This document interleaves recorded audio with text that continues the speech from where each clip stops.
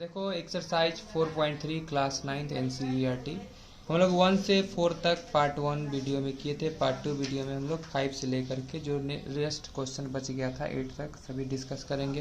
Question number first है, from the choice given below choose the equation whose graph are given in figure 4.6 and figure 4.7।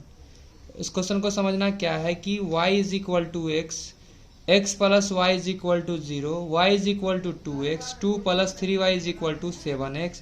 ये चार यहाँ पर equation दिया है और ये चार इक्वेशन में से कौन सा इक्वेशन इस ग्राफ को सेटिस्फाइड करता है हमें ये बताना है।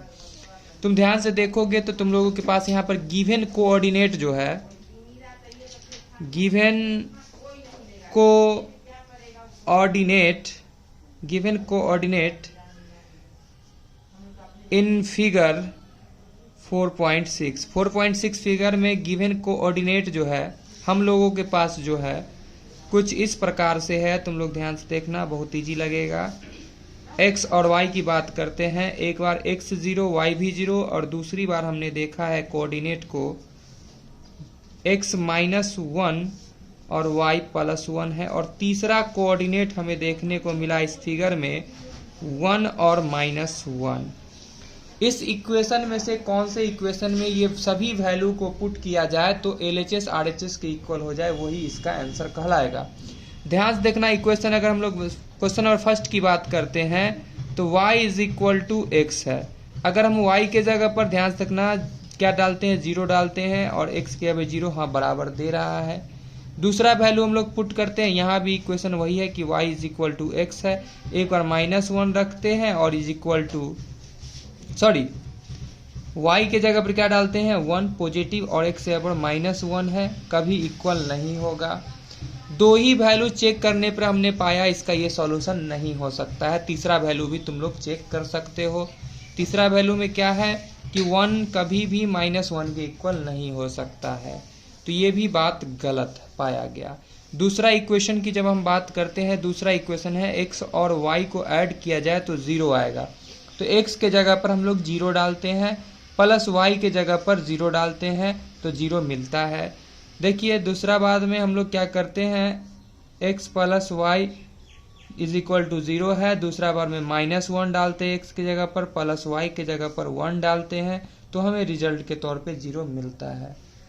तीसरा केस में भी हम लोग देखते हैं क्या चीज़ कि x plus y is equal to 0 है और यहाँ पर हमने देखा कि x के जगह पर 1 प्लस y के जगह -1 डालेंगे तो हमें 0 ही मिलेगा। यानी ये ऑप्शन जो है, ये इक्वेशन जो है बिल्कुल सही है इस ग्राफ के लिए, तीनों कोऑर्डिनेट पे सेटिस्फाइड है। देखो इस प्रकार तुम लोग आगे खुद कर सकते हो check. y is equal to है 2x, चलो ठीक है, y इज इक्वल टू है 2x, तो यहाँ पर मान लो सपोज दैट हम लोग 0 रखते हैं, is equal to 2 multiply x के 0, तो हाँ इसके लिए तो सही है। लेकिन जैसे y के जगह पर हम लोग डालते हैं 1 और 2, तो 2 और x के जगह पर डालते हैं -1, 2 1 जा -2 कभी 1 के इक्वल नहीं होगा, तो ये भी बात गलत हो गया। ये बात भी गलत हो जाएगा साबित, तुम लोग अगर डाल कर देखोगे। ठीक है, ये इक्वेशन अपना जो है ध्यान से देखना, 2 plus 3y is equal to 7x है। तो 2 के जगह पर 2, प्लस की जगह प्लस, 3 के जगह 3 और y के जगह पर एक बार हम लोग डालते हैं 0 प्लस 7, प्लस का तो is equal to 7 multiply x के जगह पर डालते हैं 0। तो यहाँ से तुम्हें रिजल्ट क्या मिलता है, देखो 3 और 2 5, ओहो यहाँ पर है सही तो था मल्टीप्लाई, ठीक है, तो ये बच जाता है 2, ठीक, और यहाँ मल्टीप्लाई करते 3 को 0 से तो आ जाता है 0 प्लस 0 इज इक्वल टू लिखे हम लोग 7 मल्टीप्लाई 0 यानी कि 0। क्या 2 कभी भी 0 के इक्वल होगा, बिल्कुल नहीं होगा, तो यह भी बात यहाँ पर हो जाता है गलत साबित। तो यहाँ पर हमने देखा कि कौन सा इस फिगर के लिए कौन सा इक्वेशन सही है, इक्वेशन नंबर सेकेंड सही माना गया है। तो हम बोलेंगे क्या चीज़ कि x plus y is equal to 0 is solution of this figure. समझ में आ गया? सेकेंड क्वेश्चन हम लोग देखेंगे इसी का। इसमें क्या है कि y is equal to x plus y इस फिगर के लिए सेटिस्फाइड है या नहीं, y is equal to x minus y satisfied है या नहीं, y is equal to minus x plus two satisfied है या नहीं। ये चार इक्वेशन है, ये सेटिस्फाइड है या नहीं। जबकि हम लोग के पास, चलो यहाँ पर हम लिख लेते हैं, हम लोग के पास जो कोऑर्डिनेट है, यहाँ पे दो कोऑर्डिनेट गिवन है x और y का, x0 y2, x2 y0। First equation में हम लोग डालेंगे, यानी कि फर्स्ट क्वेश्चन में, तो y is equal to x plus two है, तो y के जगह पर क्या डालेंगे हम लोग, 2 इज इक्वल टू एक्स डालेंगे 0, एक्स की जगह 0 ना, प्लस 2। हाँ, यहाँ पर हमने देखा कि दोनों सही पाया गया। दूसरा में हम चेक करते हैं y इज इक्वल टू क्या, ध्यान से देखना, y इज इक्वल टू क्या है, 0 इज इक्वल टू एक्स की जगह पर क्या रखेंगे हम लोग, एक्स की जगह पर रखेंगे 2 प्लस 2, क्या गया 0 बराबर 4 कभी नहीं हो सकता है, मतलब यह बात गलत हो गया। समझ में आ गया। ये इक्वेशन चेक करते हैं y इज इक्वल टू है x माइनस 2, y के जगह क्या डालते हैं हम लोग, 2 डालते हैं, इज इक्वल टू x के जगह पर हम लोग क्या डालते हैं, 0 डालते हैं, माइनस 2। 2 कभी भी माइनस 2 के इक्वल नहीं होगा, यह भी बात गलत पाया गया। समझ में आ रहा बात। तीसरा इक्वेशन है हम लोगों के पास, तीसरा जो इक्वेशन है हम लोग ये दूसरा इक्वेशन भी चेक कर लिए, दूसरा इक्वेशन बोल सकते हैं, चेक कर लिए हैं। अब तीसरा इक्वेशन की बात करते हैं। y is equal to minus x plus 2, y क्या है, 2 है, y 2 है, इज इक्वल टू x क्या है, 0 है, x क्या है, 0 है, प्लस तो प्लस 2। तो यहाँ पर हमने देखा 2 इज इक्वल टू 2, चलो अभी तक यह सही पाया गया है। दूसरी बार चेक करते हैं, जब x इज इक्वल टू 2 और y इज इक्वल टू 0 है, तो y के जगह 0 इज इक्वल टू x के जगह पर क्या लेना था, x के जगह पर 2 लेना था, माइनस तो पहले से लगा हुआ था, प्लस 2। तो 0 इज इक्वल टू, हमने देखा 2 में से 2 गया, 0 आया। ये दोनों कंडीशन पे ये ट्रू पाया गया, यानी कि यही इसका सॉल्यूशन होगा। तो हम बोल सकते हैं, यहाँ चलो लिख देते हैं, जगह की कमी है, हम बोलेंगे क्या चीज कि y is equal to minus x plus 2 is a solution of this figure, इस फिगर का ये सॉल्यूशन हुआ। अब हम लोग क्वेश्चन नंबर 16 करेंगे। काफी लंबा चौड़ा क्वेश्चन है, तो हम क्वेश्चन नहीं लिखे हैं, क्वेश्चन को हम यहाँ पे पहले समझा देते हैं तुम लोगों को। क्वेश्चन है कि if the work done by a body on application of a constant force is directly proportional to the distance traveled by the body। यहाँ पर बोला है डायरेक्टली प्रोपोर्शनल है, इनवर्सली प्रोपोर्शनल नहीं है, मतलब एक को बढ़ाने पे दूसरा बढ़ेगा इक्वल रेशियो में। From of an equation in 2 variable, इस इक्वेशन को 2 वेरिएबल में हमें ड्रॉ करना है और उसके बाद हमें ग्राफ पर इसको रिप्रेजेंट भी करना है। जबकि बोला गया है taking the constant force as 5 unit, constant force हमें 5 यूनिट लगाते रहना है हमेशा। Also read from the graph of the work done when the distance travel by the body is 2 units and 0 units. इस पे हमें चेक करना है, ग्राफ के थ्रू ही हमें पता चलेगा 2 यूनिट पे क्या है और 0 यूनिट पे क्या होगा। ठीक है, वो कितना डिस्टेंस ट्रेवल करेगा। तो हम लोगों के पास 2 चीज है यहाँ पे, वर्क डन है और फोर्स नाम का 2 चीज है। तो इससे देख सकते हो यहाँ पर हमने डिस्टेंस ट्रेवल x माना, वर्क डन y माना, कांस्टेंट फोर्स क्या था, y गिवन था क्वेश्चन में। और अकॉर्डिंग टू क्वेश्चन बोला क्या गया था कि वर्क डन डायरेक्टली प्रोपोर्शनल है डिस्टेंस के, तो work done directly proportional to distance, यानी कि y प्रोपोर्शनल है x के। इस प्रोपोर्शनल का साइन हटाने के लिए कांस्टेंट फोर्स हम लोग के पास पता था 5 है, तो यहाँ पर हमने 5 रखा। अगर 5 नहीं होता, बच्चे के मन में आता है विचार ये 5 नहीं होता तो हम क्या लेते, तो यहाँ पर kx लिखते। ठीक है, तो हमने क्या लिया 5x। जब हमने देखा, अब देखो हम लोग के पास एक इक्वेशन मिला है y is equal to 5x, तो y is equal to 5x के लिए हम लोग ग्राफ ड्रॉ करते हैं। जब हमने x के जगह पर 1 डाला, y का वैल्यू हमें 5 मिला। जब हमने x के जगह पर 0 डाला, y का वैल्यू हमें 0 मिला।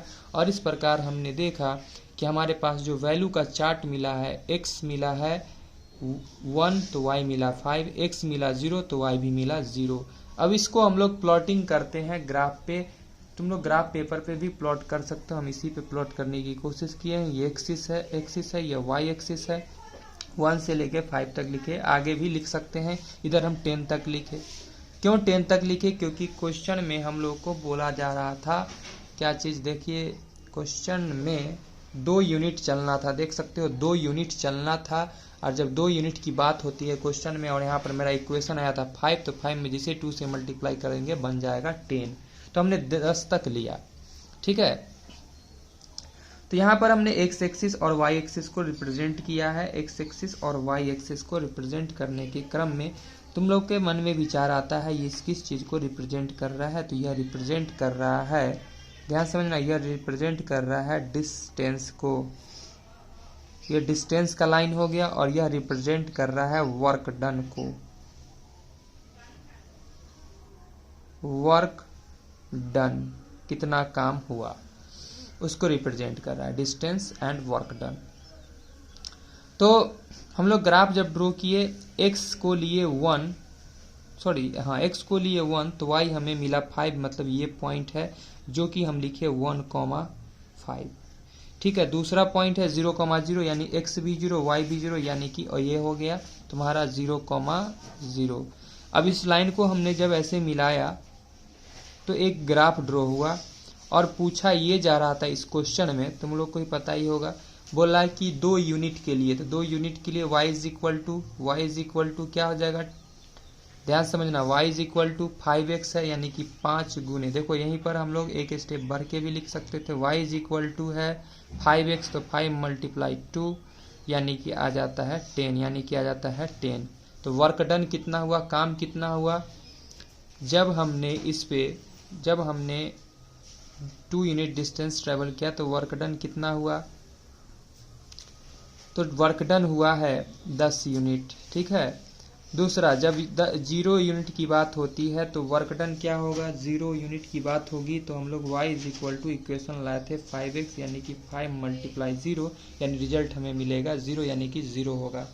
और इस चीज़ को तुम लोग ग्राफ पर भी देख सकते हो, ये बनाने की आवश्यकता भी नहीं पड़ती। अब तुम ग्राफ पे जब देखते तो बोला गया था 2 यूनिट पर देखो कितना हुआ है, तो 10 हुआ है, कितना हुआ है 10। अब पूछा जा रहा था 0 यूनिट पे क्या हुआ, तो 0 यूनिट पे यहीं पे रह गया 0,0 ही हुआ।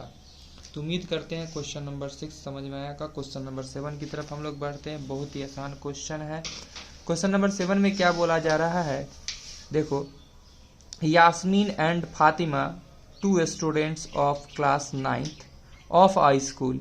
यास्मीन और फातिमा 2 स्टूडेंट है जो कि क्लास 9th में पढ़ती है। टुगेदर कंट्रीब्यूटेड 100 रुपीज वह कंट्रीब्यूट करती है, वो भी प्राइम मिनिस्टर द्वारा एक फंड चलाया गया था जिसमें अर्थक्वेक से प्रभावित लोगों को, या अर्थक्वेक आया था, उस अर्थक्वेक में एक सहयोग राशि के लिए वो पैसा अदा किया गया था, किसके द्वारा, यास्मीन और फातिमा द्वारा। कुल मिलाकर कितना, 100 रुपया दिया गया था। अब हमें यहाँ पर यह नहीं पता कि यास्मीन कितना दी और फातिमा कितना दी, लेकिन क्वेश्चन में ऐसा कुछ दे दिया है कि आप लोग को जो कंट्रीब्यूशन है वो लेना है x और y मान करके, ठीक है। तो हम लोग मान लेते हैं कंट्रीब्यूशन जो हुआ है यास्मीन द्वारा, जो हुआ है कंट्रीब्यूशन वह x हुआ है, और कंट्रीब्यूशन जो हुआ है फातिमा द्वारा वह y हुआ है। दोनों मिला करके कितना रुपया दी है, राहत कोष में 100 रुपया दी है। और इस चीज़ को हमें ग्राफ पेपर पे रिप्रेजेंट करना है, इस इक्वेशन को। चलो इसको हम लोग यहाँ पर सिंप्लीफाई कर लेते हैं इस इक्वेशन को, उसके बाद हम लोग ग्राफ पेपर पे इसको प्लॉट करेंगे, ठीक है।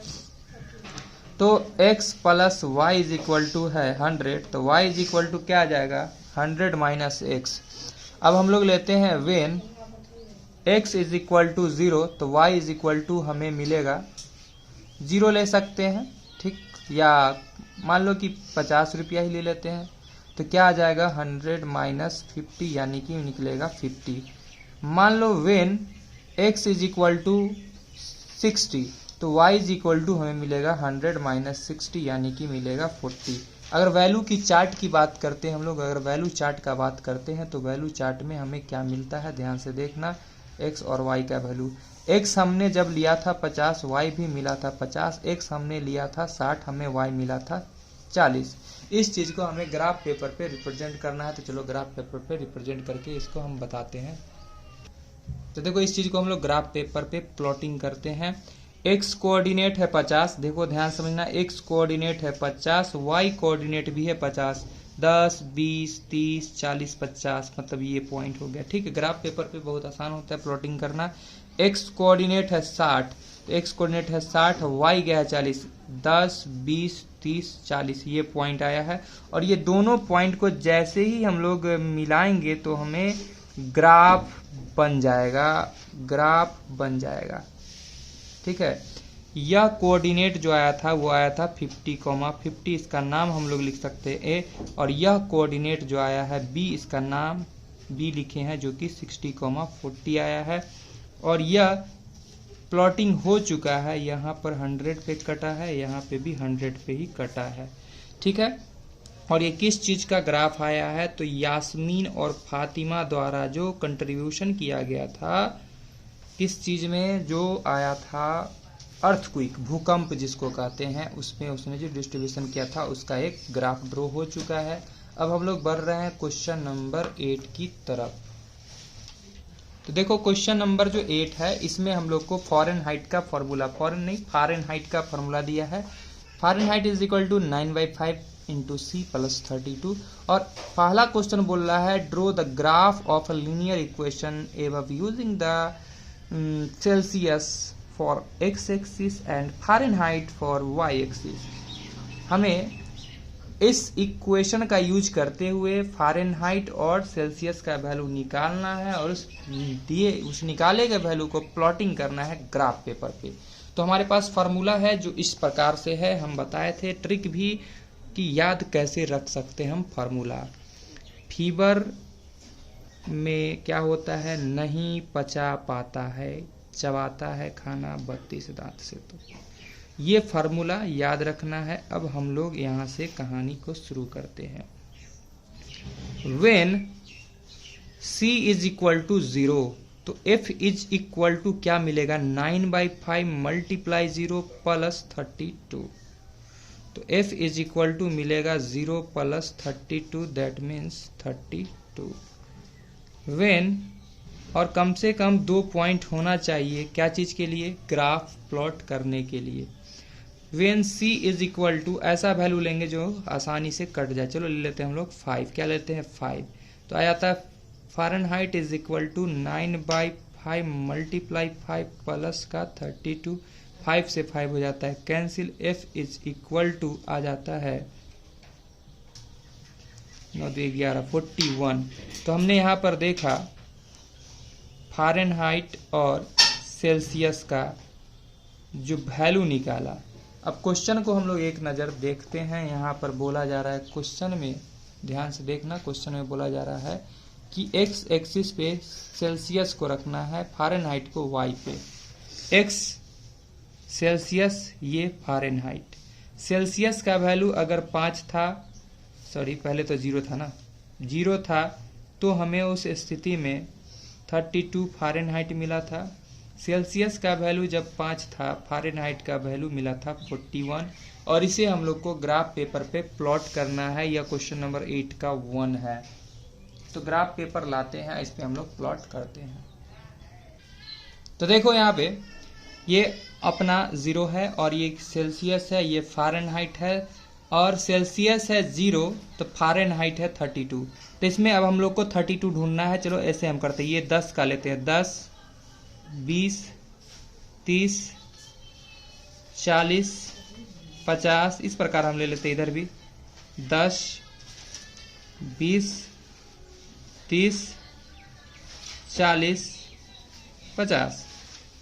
अब देखो सेल्सियस गया 0 पे, सेल्सियस गया 0 पे, फ़ारेनहाइट गया 32 पे। 32 पे तुम लोग ध्यान से देखना, यहाँ पे अंदर में तुम देखोगे तो 10 टुकड़ा में बटा हुआ है। दूसरा पॉइंट 1 2, ये पॉइंट हो गया, यहाँ पर 32 को रिप्रेजेंट किया। ठीक है, यहाँ पर गया है सेल्सियस का 5, सेल्सियस का 5 मतलब 0 और 10 के बीच का है जो ये, और यह गया 41 पे, 41 पे मतलब 1 पॉइंट आगे, 40 से 1 पॉइंट आगे, ये पॉइंट।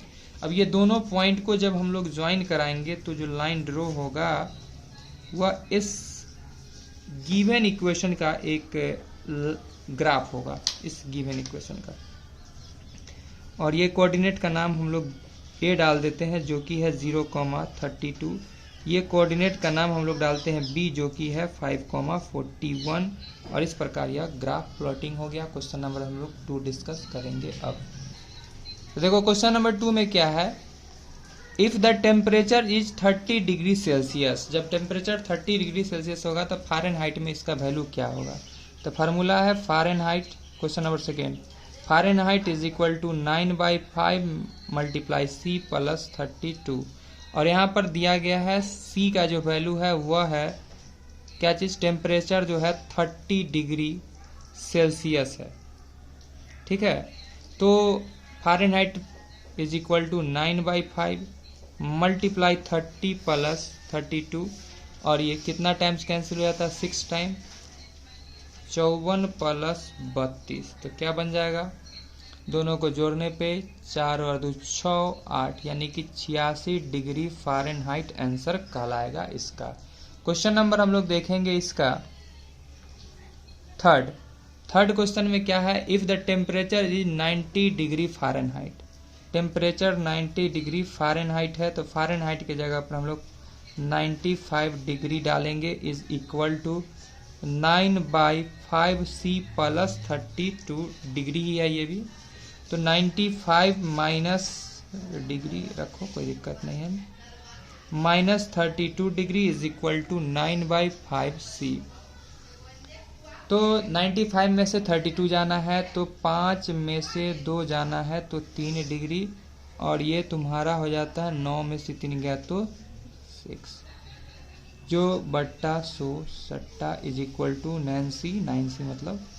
तो यहाँ से निकल के आता C is equal to 63 degree multiply 5, ये सट्टा 100 गया बट्टा 9 से 9 शत 63।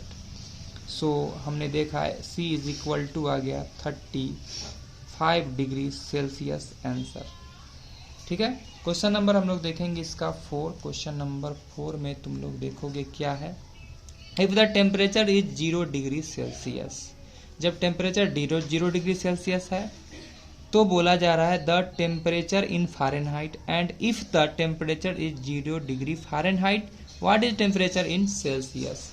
2 क्वेश्चन इसमें है, एक बार टेम्परेचर जो है 0 डिग्री सेल्सियस है, एक बार 0 डिग्री फ़ारेनहाइट है, दोनों पे हमें चेक करना है। चलो क्वेश्चन देखते हैं हम लोग। क्वेश्चन नंबर 4, फर्स्ट केस में बोला ये जा रहा था कि डिग्री की बात कर रहे थे हम लोग, 0 डिग्री सेल्सियस था। और दूसरा केस में इसमें क्वेश्चन जो था ये फर्स्ट केस में था, सेकेंड केस में 0 डिग्री फ़ारेनहाइट था। तो 0 डिग्री सेल्सियस होगा तो कितना फ़ारेनहाइट होगा ये पूछा जा रहा है। तो Fahrenheit is equal to, formula है 9/5 मल्टीप्लाई डिग्री सेल्सियस का वैल्यू है 0 प्लस 32। और रिजल्ट तुम्हें मिलता है F इज इक्वल टू 0 से मल्टीप्लाई करेंगे 0 प्लस 32, यानी कि निकल के आता है 32 डिग्री फ़ारेनहाइट। यानी कि 0 degree Celsius is equal to क्या होगा, 32 डिग्री फ़ारेनहाइट।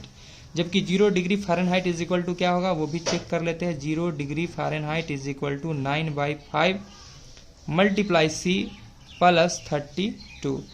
तो यहाँ से देख सकते हैं हम लोग 0 प्लस का 32 इधर आया तो माइनस का 32 is equal to 9/5 multiply C।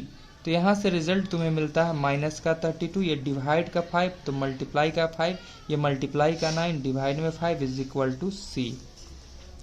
तो इसको तुम लोग कैलकुलेट करोगे तुम्हें वैल्यू निकल के आएगा। चलो कैलकुलेट कर लेते हैं। 32 पंचे क्या हो जाएगा, माइनस 5 दूनी 10 और 160/9।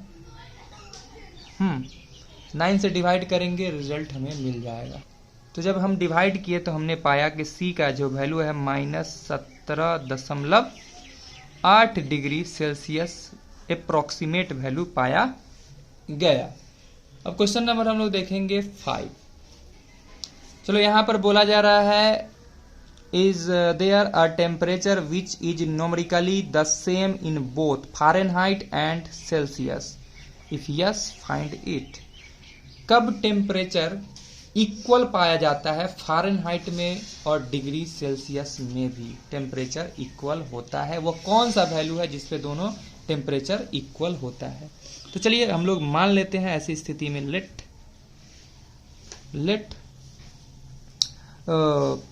फ़ारेनहाइट एंड सेल्सियस को दोनों इक्वल मान लेते हैं। फ़ारेनहाइट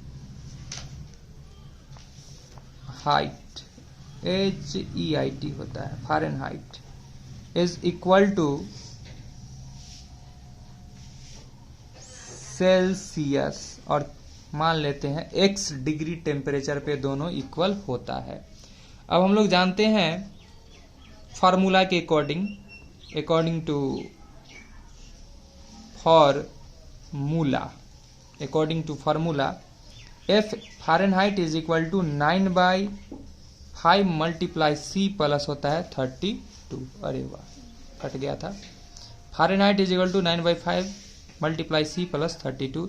फ़ारेनहाइट और दोनों सेल्सियस को हमने x माना था, तो x is equal to 9/5 multiply जहाँ C था वहाँ भी डालेंगे x प्लस 32।